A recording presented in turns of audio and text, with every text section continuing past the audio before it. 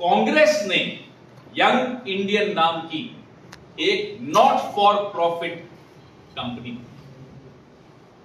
Not for profit, जो आज section 8 की कंपनी होती है 2013 के एक्ट के हिसाब से, और 1956 के एक्ट के हिसाब से सेक्शन 25 की कंपनी, जिसमें लाभ नहीं होता, जिसमें कोई तनख्वाहें नहीं दी जाती, कोई डायरेक्टर, कोई शेयर होल्डर, कुछ ऐसा नहीं उसको कि कोई डिविडेंड मिल जाएगा या कुछ पैसा मिल जाएगा, प्रॉपर्टी का रेंट नहीं मिल सकता, 1 रुपया यंग इंडियन को लाभ नहीं मिल सकता, क्योंकि वो नॉट फॉर प्रॉफिट कंपनी है। यंग इंडियन ने नेशनल हेराल्ड की जो कंपनी थी, एसोसिएटेड जर्नल लिमिटेड, ये सारे ऋण अपने ऊपर लिए और उस ऋण को इक्विटी में तब्दील किया, ताकि वो कंपनी सुचारू रूप से वापस से चल सके, अखबार निकल सके, मीडिया की गतिविधियां हो सके। आज वो अखबार चल रही है, लोगों को तनख्वाहें मिल रही हैं। ये सिर्फ एक सफल मॉडल है कि कैसे रिवाइव किया हमने इस आजादी के इस प्रतीक। वो कहते हैं साहब घपला हो गया। जहां 1 रुपया का ट्रांसफर नहीं हुआ हो, जहां 1 रुपया किसी को अर्जित नहीं किया हो किसी ने, और कर भी नहीं सकते, घपला क्या हो। 6 प्रॉपर्टीज हैं नेशनल हेराल्ड, उसमें से 5 लीज होल्ड है। वो अलॉटमेंट इसी शर्त पर हुई थी कि आप इसमें सिर्फ न्यूज़पेपर चलाएंगे, मीडिया की गतिविधि करेंगे, वो बेच नहीं सकते हो। घपला कहां हुआ। और जो 6ठी प्रॉपर्टी है लखनऊ वाली, क्या वो बेची? नहीं, वो फ्री होल्ड, क्योंकि वो अलॉटेड नहीं थी, वो खरीदी गई, अर्जित की गई। नेहरू जी ने यहां तक कहा था कि भले आनंद भवन बिक जाए, मैं नेशनल हेराल्ड बंद नहीं होने दूंगा। ये श्रद्धा थी, ये निष्ठा थी, ये कमिटमेंट थी आजादी के इस आंदोलन की माउथपीस।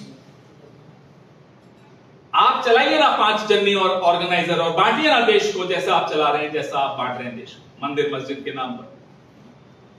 आप करोड़ों रुपए की विज्ञापन सरकार के 5 जन्य को देते हो, ऑर्गेनाइजर को देते हो। हमने कहा क्या कि घपला है?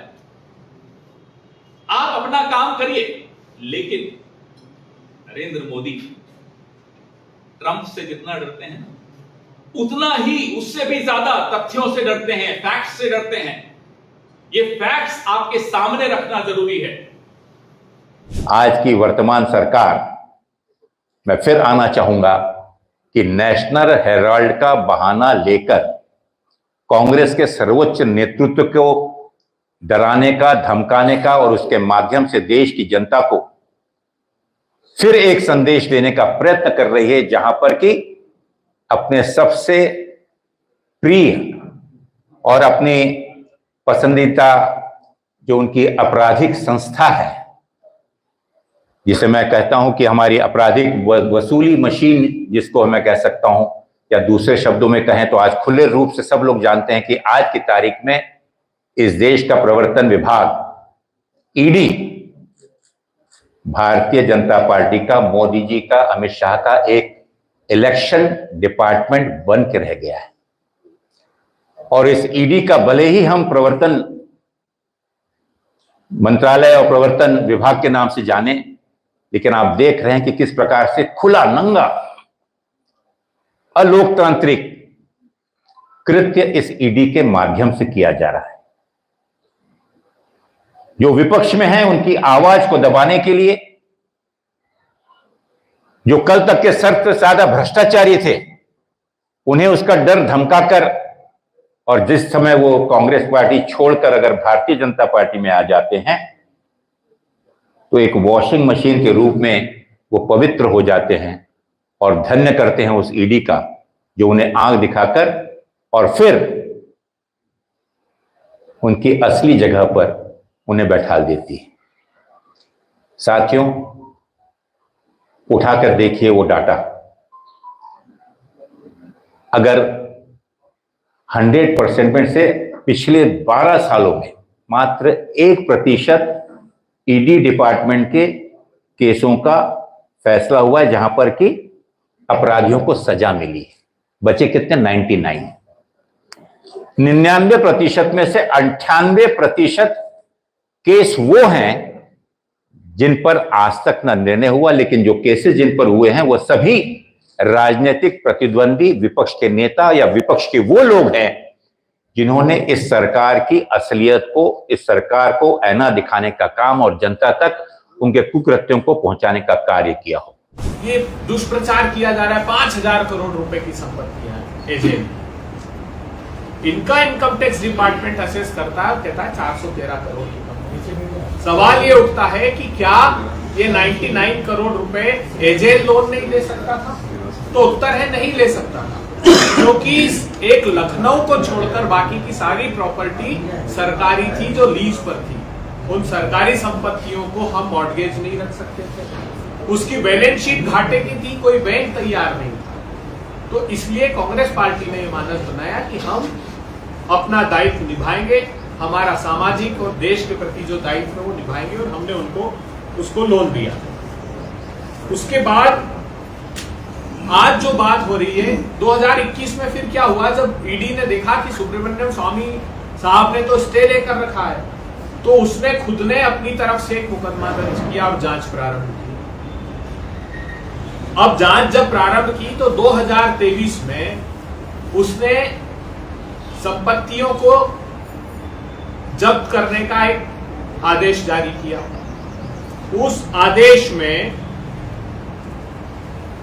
180 दिन की मियाद होती, जो अगर आप देखेंगे मनी लॉन्ड्रिंग एक्ट 2002 का, तो सेक्शन 5 में उसमें टेम्परेरी एक अटैचमेंट का प्रोविजन है और वो 180 डेज तक होता है।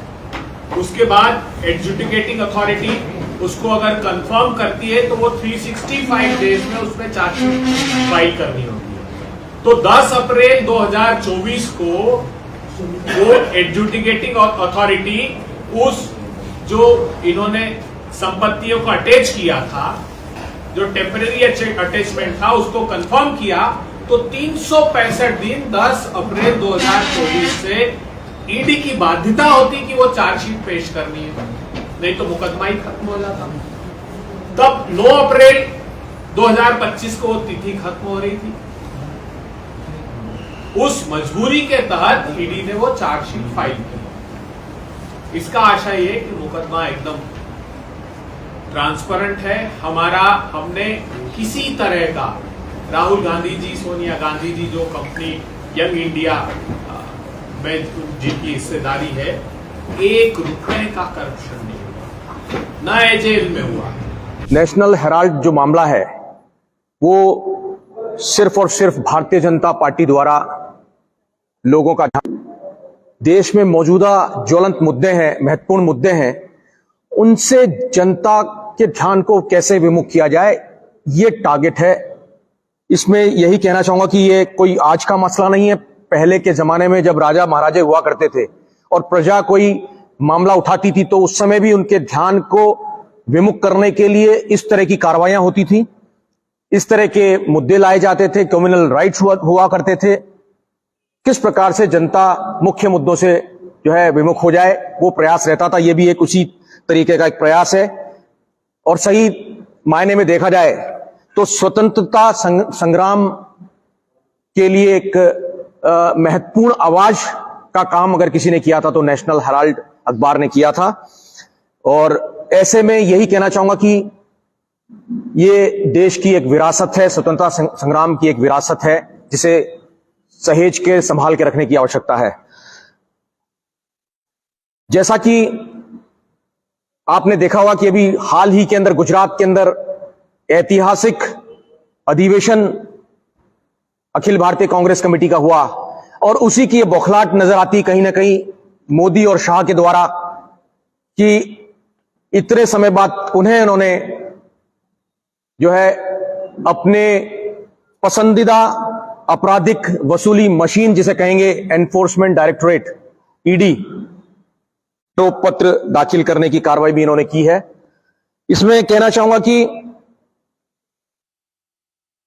मनी लॉन्ड्रिंग का यह पहला केस है जिसमें न तो पैसे का और न किसी संपत्ति का कोई आदान प्रदान हुआ। जब पैसा ही नहीं है तो केस किस बात का और आरोप पत्र किस बात का, यह सोचने की आवश्यकता है। गांधी परिवार के जो भी सदस्य हैं उनके खिलाफ ये बेबुनियादी राजनीति और द्वेष का मामला है।